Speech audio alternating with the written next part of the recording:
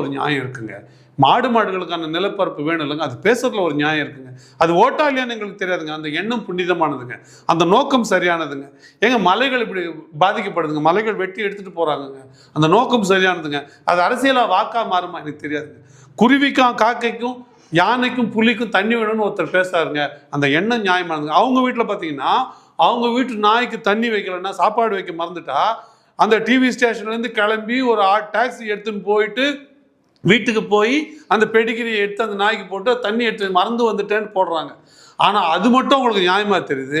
ஆனால் ஆடு மாடு மேயத்துக்கு இடம் வேணும், காட்டில் இருக்கிற விலங்கினங்கள் தண்ணீர் இல்லாமல் எப்படி வாழும், இந்த மரம் இல்லைன்னா என்ன பிரச்சனைன்னு பேசுனா அது கேலி பொருளாக தெரியுது. ஏங்க நீங்கள் ஒரு நாய்க்கு ஒரு பூனைக்கு ஒரு ஆள் நீங்கள் இவ்வளோ கரிசனைப்படுறீங்கன்னா இந்த ஒட்டுமொத்த உயிரினங்களுக்காகும் தேனியில் ஆரம்பித்து யானை வரைக்கும் ஒரு மனுஷன் கவலைப்படுறான்னா அதில் ஒரு நியாயம் இருக்குது, அதில் ஒரு தேவை இருக்குது.